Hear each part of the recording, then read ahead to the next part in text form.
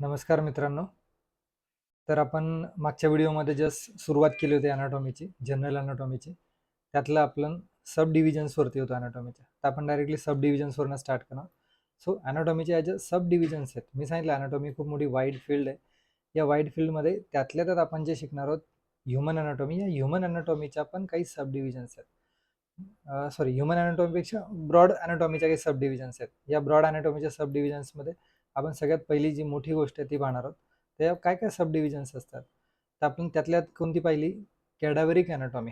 कॅडाव्हरिक म्हणजे मृत शरीरावरती जे आपण अनाटॉमी शिकतो त्याला आपण कॅडाव्हरिक अनाटॉमी म्हणतो.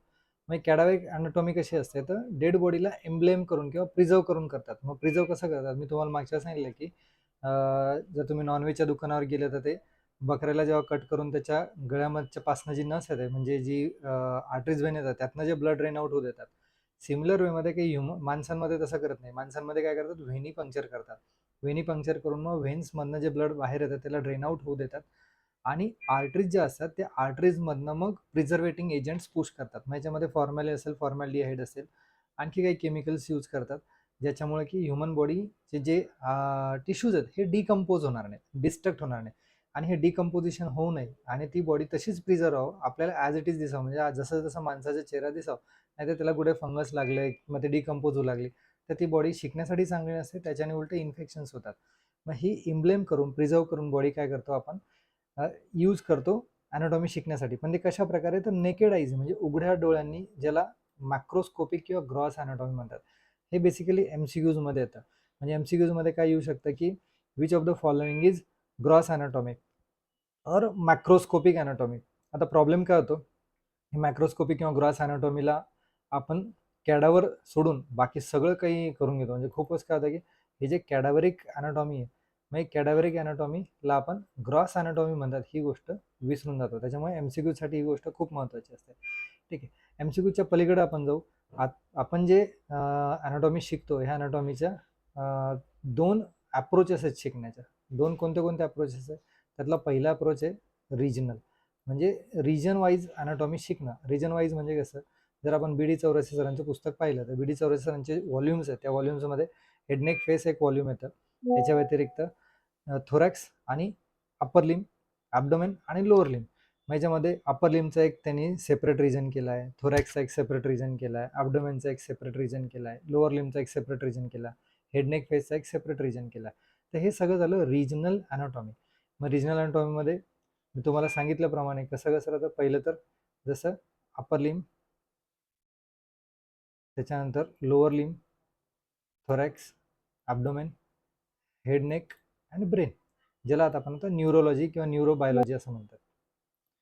मग हे सगळं झालं तुमचं रिजनल अनाटॉमी. या रिजनल अनाटॉमीच्या व्यतिरिक्त आणखी काय काय येतं? तर सेकंड अप्रोच जो आहे तो खूप महत्त्वाचा, तो आहे सिस्टमिक अप्रोच. सिस्टमिक म्हणजे पहिला अप्रोच हा रिजनल आणि सेकंड अप्रोच हा सिस्टमिक. मग सिस्टमिकमध्ये एक एक सिस्टीम येते. Skeletal system. स्केलेटल सिस्टीम म्हणजे पूर्ण बोन्सचं स्टडी करणं. मग पूर्ण बोनचं एक इमेज BD चौरसी सरांनी 4th एडिशनमध्ये दिली होती. हे जर तुम्ही बघितलं तर इथे स्कल आहे. मग या स्कलच्या व्यतिरिक्त खाली जर तुम्ही गेले तर रिब्स आहेत. याच्या व्यतिरिक्त हा ह्युमरस आहे. त्याच्यानंतर इथे खाली रेडियस अल्ना आहेत. म्हणजे हे सगळं जे ही जी पहिली सिस्टीम आपण पाहतोय सिस्टमिक स्टडीमध्ये ती आहे स्केलेटल सिस्टीम.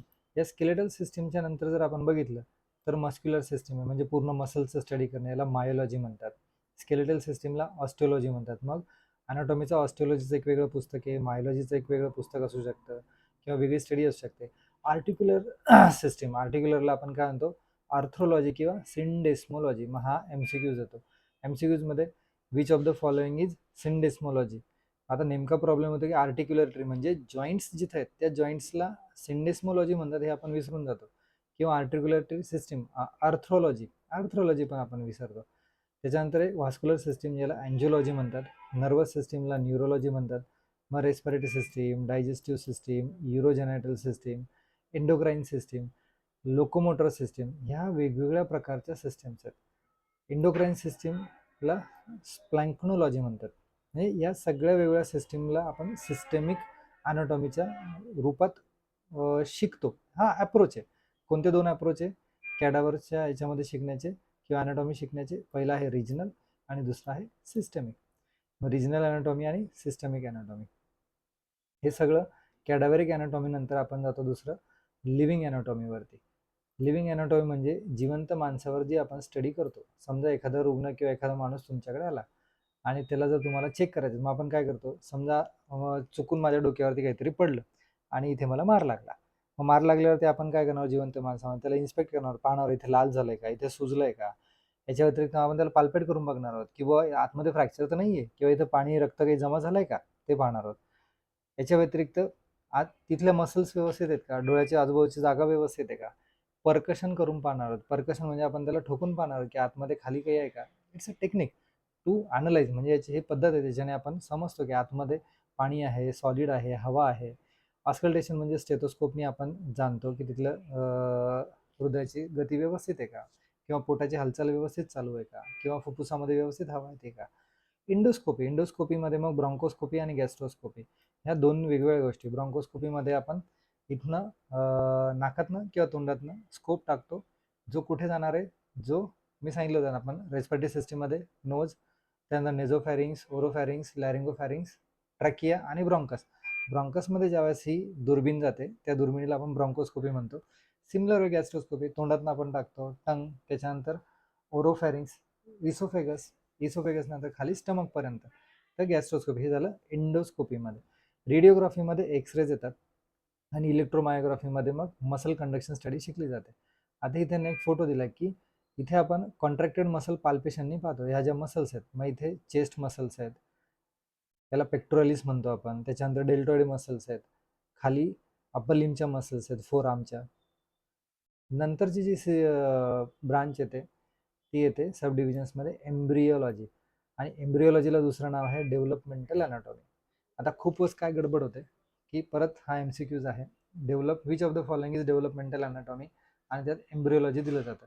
पण नेमका प्रॉब्लेम आहे की त्याला डेव्हलपमेंटल अनाटॉमी म्हणतात हे विसरून जातो. बरं, त्याला डेव्हलपमेंटल अनाटॉमी का म्हणतात. एम्ब्रियोलॉजी म्हणजे काय की ज्या वेळेस झायगोट फॉर्मेशन झालं युटेरसमध्ये, झायगोटपासनं म्हणजे सिंगल सेलपासनं डबल सेल, मोरुला, प्लास्टुला, असं करत करत एक अख्खं ह्युमन बिंग तयार होतो, आतमध्ये गर्भामध्ये एक बाळ तयार होतं.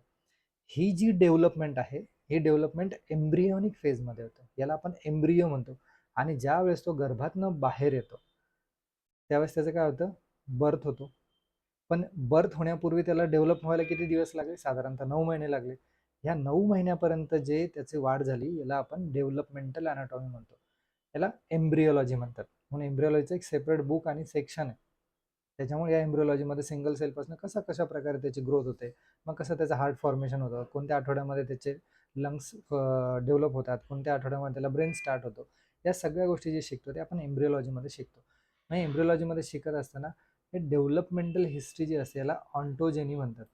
आणि डेव्हलपमेंटल हिस्ट्री म्हणजे सुरुवात जे सांगितलं सिंगल सेलपासून जसं जसं डेव्हलप जाणार, आणि याची जी स्टडी करतात याला आपण डेव्हलपमेंटल अनाटॉमी म्हणतो. इव्होल्युशनरी हिस्ट्रीमध्ये काय, त्याला आपण फायलोजेनी म्हणतो. फायलोजेनी म्हणजे की एका सेलपासून दुसऱ्या सेलमध्ये त्याच्यानंतर वाढत वाढत गेल्यावर हे असंच दुसऱ्या ऑर्गॅनमध्ये पण, दुसऱ्या ऑर्गॅनिझम मध्ये पण होतं का, म्हणजे गाई मशीनमध्ये पण असंच होतं का, प्लांट्समध्ये पण असं होतं का, किंवा हे सगळं एकाच सेलपासून कुठून ओरिजिन आले का, ही सगळं शोधण्याची जी स्टडी करण्याची जी गोष्ट आहे याला इव्होल्युशनरी हिस्ट्री म्हणतो, याला आपण फायलोलॉजी म्हणतो, सॉरी फायलोजेनी म्हणतो. त्याच्यानंतरची महत्त्वाची ब्रांच येते हिस्टोलॉजी, आणि हिस्टोलॉजीला दुसरं काय नाव आहे, मायक्रोस्कोपिक अनाटॉमी. बघा किती MCQज एवढ्या पार्टवरती दिले आहेत. म्हणजे आपण जर सुरुवातीला गेलो होतो इथे कॅडावरला, आपण काय म्हटलंय, कॅडावरला आपण म्हटलंय मॅक्रोस्कोपिक ग्रॉस अनाटॉमी, हे आपण कॅडावरला म्हटलंय. त्याच्यानंतर आपण लिव्हिंग अनाटॉमीमध्ये काही नाही. एम्ब्रियोलॉजीला काय म्हटलं आपण, डेव्हलपमेंटल अनाटॉमी. हिस्टोलॉजीला काय म्हटलंय, मायक्रोस्कोपिक.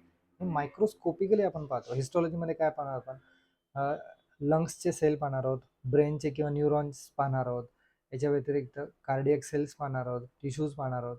या सगळ्या गोष्टी आपण हिस्टोलॉजीमध्ये पाहतो. त्याच्यामुळे ही एक वेगळी ब्रांच पडते.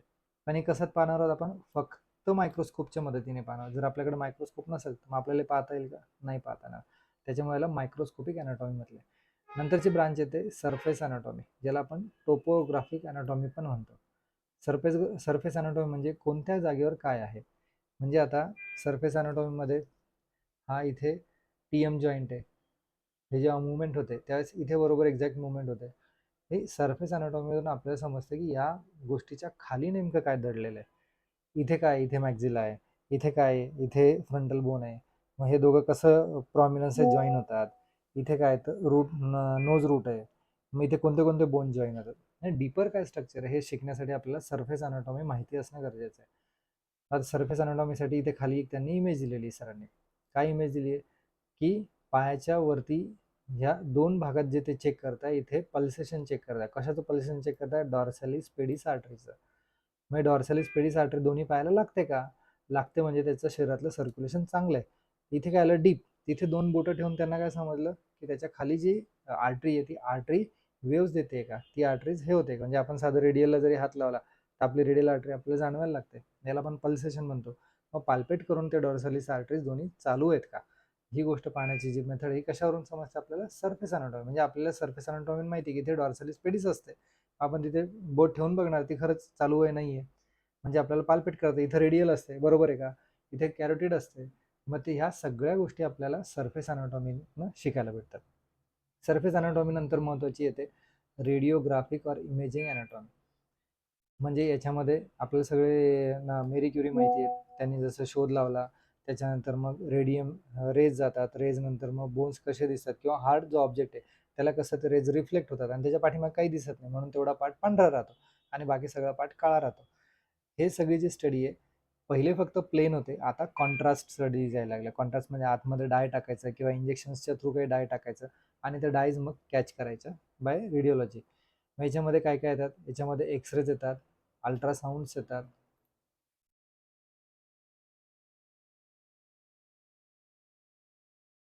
अल्ट्रासाऊंड येतात, अल्ट्रासाऊंडमध्ये कम्प्युटराइज टोमोग्राफी म्हणजे सिटी स्कॅन येतात. आता इथे खाली एक एक्सरेची इमेज सरांनी दिलेली आहे. एक्सरेमध्ये जर बघितलं आपल्याला फुफ्फुस व्यवस्थित काळे दिसतात. जिथे जिथे बोनी पार्ट आहे किंवा हार्ड पार्ट आहे, आपलं हार्ट थोडासा हार्ड पार्ट आहे, त्याच्यामुळे त्यातनं रेडिएशन्स पुढे गेलेले नाही आहेत. ह्या ज्या रिप्स आहेत, या छोट्या छोट्या रिप्स याच्यामधनं व्हाईट कलरच्या दिसतात. या रिप्समधनं तेवढं रेडिएशन पास झालेलं नाही, म्हणून यामध्ये मध्ये आपल्याला व्हाईट कलरच्या रिप्स पण दिसतात. हा क्लाविकल दिसतोय, या क्लाविकलमधनं बोनी स्ट्रक्चर, याच्यामधनं रेज एवढे पास झाले नाही. पण हा जो पूर्ण बाकी ब्लॅक एरिया दिसतोय हा फुफ्फुसाचा आहे, हवा आहे, याच्यामधनं रेज पास झालेले आहेत. मग रेडिओलॉजीमध्ये आपल्याला ह्याच गोष्टी शिकायला भेटतात. तर हे काय आहे? हा plain X-ray of the chest आहे. याच्यानंतर येते कंपॅरेटिव्ह अनाटॉमी. कंपॅरेटिव्ह अनाटॉमी म्हणजे किंवा माझं जसं शरीर वाढतंय किंवा मी जसं अनाटॉमी माझ्या शरीराची आहे, अशीच अनाटॉमी दुसऱ्या जनावरांची पण असू शकते का? गाईची, म्हशीची अशीच असू शकते का? So there is a comparison. मग कंपॅरिझन कशा प्रकारचं आहे? मग आता काही लोक सांगतात की डॉल्फिन्स आणि ह्युमन बिंग सारखेच असतात किंवा सगळे मॅमल्स आणि ह्युमन सारखेच असतात. हे सगळं आपल्याला कंपॅरेटिव्ह अनाटॉमीने शिकायला भेटतं की हा अवयव, तो अवयव, हात सारखेच आहेत का? आता काही आपण ज्यावेळेस तुम्ही 9वी 10वीला जेव्हा बुक्समध्ये बघितलं तर तुम्हाला हाताची एक अनाटॉमी दिली होती कंपॅरेटिव्ह. म्हणजे पक्ष्यांचे पंख दिलेले होते, त्याच्यानंतर जनावरांचे पाय दिलेले होते, माणसाचे हात दिलेले होते आणि डॉल्फिनचे फिन्स दिलेले होते. या सगळ्यांमध्ये काय करतात? कंपॅरेटिव्ह करतात, कंपॅरिझन करतात आणि कंपॅरिझन करून मग आपल्याला ते शिकवण्याचा प्रयत्न करतात की याच्यामध्ये काय काय चेंजेस आहेत, बा दोघांमध्ये काय डिफरन्सेस आहेत ह्युमन बॉडीपेक्षा. ह्याच्यानंतर फिजिकल अँथ्रोपॉलॉजी. फिजिकल अँथ्रोपॉलॉजी म्हणजे आपले जे जनरेशन्स आहेत, आपल्या ज्या रेसेस आहेत, मग आपण इथून इथपर्यंत ज्यावेळेस आपली ग्रोथ झाली, जसं आपण म्हणतो की निअँडरथल मॅन किंवा आणखी जसं की आपलं जनरेशन जसं जसं पुढे जाते, आता नवीन जनरेशन आपलं जेन झी वगैरे जे काही म्हणतो, आता ह्या सगळ्या रेसेसमध्ये काय काय नेमकं चेंजेस होत गेले. म्हणजे इथं आपण दोन्ही चारही हातावर पायावर चालत होतो, नंतर दोनच पायाने चालायला लागलो, मग हाताची लांबी थोडीशी कमी झाली. मग त्याच्यानंतर आपलं पाठीचा मणका जो थोडासा कुबड निघाला होता मग तो सरळ झाला. पण हळूहळू आता आपण कम्प्युटराइज सिस्टीममध्ये चाललो, आता आपण तसं होतोय. म्हणजे आता मोबाईल नेक सारख्या गोष्टी येत आहेत किंवा मग आपले थंब जास्त काम करत नाही आहेत, कारण आपण कंटिन्युअसली मोबाईलवरती काम करत असतो. या सगळ्या गोष्टींचं रिलेशन शिकणं याला आपण फिजिकल अँथ्रोपॉलॉजी म्हणतो. याच्यानंतर येतं अप्लाइड अनाटॉमी, आणि हे सगळ्यात महत्त्वाची गोष्ट आहे पूर्ण अनाटॉमीमध्ये किंवा पूर्ण आपल्या करिअरमध्ये. ज्याला कोणाला अप्लाइड अनाटॉमी समजलं तो चांगला डॉक्टर होतो. त्याच्यामुळं पूर्ण बी डी चौरसे सरांच्या पुस्तकामध्ये जिथे तुम्हाला कुठे अप्लाइड अनाटॉमी हा शब्द वाचायला भेटतो, ही अप्लाइड अनाटॉमी आपल्याला बाय हार्ट असणं गरजेचं आहे. अप्लाइड किंवा क्लिनिकल अनाटॉमी, कारण याच्यावरतीच आपल्याला पूर्ण चांगल्या प्रकारचं डॉक्टर बनता येतं. जो कोणी ही गोष्ट मिस करेल या पुस्तकातली, नेमका प्रॉब्लेम काय होतो? आपण नॉर्मल सगळं शिकतो पण आपल्याला अप्लाइड अनाटॉमी माहिती नसते आणि चुकून आपल्याला अप्लाइड अनाटॉमीचा एखादा प्रश्न आला की प्रश्न हा फक्त परीक्षेपुरता असतो, पण आपल्या करिअरमध्ये ज्यावेळेस आपण डॉक्टर बनतो त्यावेळेस आपल्याला ही अप्लाइड अनाटॉमी सगळ्यात जास्त मदत करते चांगला डॉक्टर बनण्यासाठी. सो अप्लाइड अनाटॉमीमध्ये काय असतं, इथे एक त्यांनी इमेज दिलेली आहे, त्या इमेजच्या थ्रू आपण समजायचा प्रयत्न करू. आता इमेजमध्ये काय दिलं आहे की हे तुमचं ह्युमरस आहे, म्हणजे हा तुमचा हात आहे, मी आता उलटा पकडला, म्हणजे हे जे वरचं त्याचं डोकं आहे, हे त्याचं डोकं जे आहे ते इथे खाली आहे.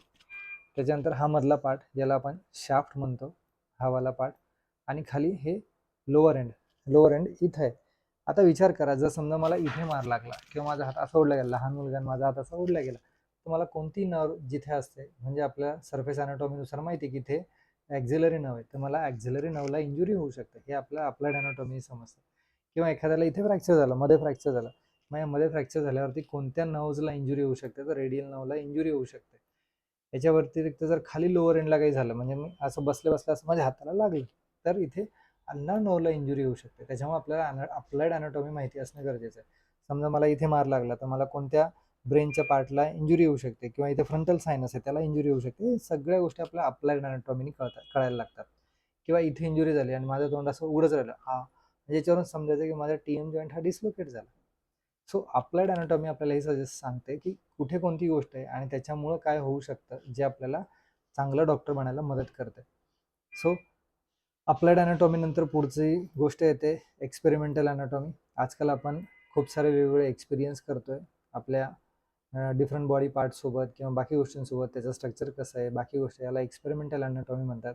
उदाहरणार्थ, जर एखाद्याला वाटलं माझं नाक वाकडं आहे, मग ते अप्लाइड अनाटॉमी करून त्याला सरळ केलं जातं, रिसर्जरी केली जाते, हे एक्सपेरिमेंटल अनाटॉमी. किंवा एखाद्याला एखादी गोष्ट नसेल, कानाला काही प्रॉब्लेम असेल किंवा शरीरामध्ये कुठे काही व्यंग असेल, क्लेफ्ट पॅलेट असेल, हे एक्सपेरिमेंटल अनाटॉमीमध्ये याला कशा प्रकारे चेंज केलं जातं ते समजतं. सगळ्यात शेवटची ब्रांच येते जेनेटिक्स, आणि जेनेटिक्स तुमच्या क्रोमोझोमबद्दल स्टडी करते. तर ह्या सगळ्या झाल्या तुमच्या सब डिव्हिजन्स आपण परत एकदा रिवाईज करू, कारण एक्झामला 5 मार्काला प्रश्न येऊ शकतो सब डिव्हिजन्सचा, आणि भरपूर MCQज आहे ज्याच्यामध्ये. So sub divisions of anatomy, त्याच्यात सगळ्यात पहिलं जे येतं ते येतं कॅडाव्हरिक अनाटॉमी. कॅडाव्हरिक अनाटॉमी ज्याला मायक्रोस्कोपिक किंवा ग्रॉस अनाटॉमी म्हणतात. हे शिकण्याचे दोन पद्धती, रिजनल आणि सिस्टमिक. रिजनलमध्ये मी सांगितलं तुम्हाला हेड नेक फेस, चेस्ट और thorax, upper limb, abdomen, lower limb. आणि सिस्टमिक अनाटॉमीमध्ये skeletal system, muscular system, articulatory और syndesmology, vascular system, angiology, nervous system, respiratory system. ही इमेज आहे ज्याच्यामध्ये स्केलेटल सिस्टीम सांगितली आहे. त्याच्यानंतर लिव्हिंग अनाटॉमीमध्ये सांगितलं तुम्हाला इन्स्पेक्शन, पाल्पेशन करून किंवा ब्रॉन्कोस्कोपी, गॅस्ट्रोस्कोपी करून करायचं. त्याची पण इमेज दिली की मसल्स बघायच्यात. त्याच्यानंतर आहे एम्ब्रिओलॉजीला आपण डेव्हलपमेंटल अनाटॉमी पण म्हटलेलं आहे. त्याच्यामध्ये ऑन्टोजेनी आहे, जिथे डेव्हलपमेंट कशी होते ते बघतो. फायलोजेनी आहे, रिलेशन कसं आहे ते बघतो. नंतरची सब डिव्हिजन आहे हिस्टोलॉजी, याला मायक्रोस्कोपिक अनाटॉमी म्हणतात. त्याच्यानंतर आहे सरफेस अनाटॉमी, ज्याला आपण टोपोग्राफिक अनाटॉमी पण म्हणतो, म्हणजे आपल्याला कुठे कोणता अवयव कसा आहे ते समजतं. त्याच्यानंतर रेडिओग्राफिक और इमेजिंग, जे मी सांगितलं तुम्हाला रेडिएशन जे पास होतं, एक्सरे, सिटी स्कॅन, मग आपण चेस्ट एक्सरे बघितलं त्याच्यामध्ये.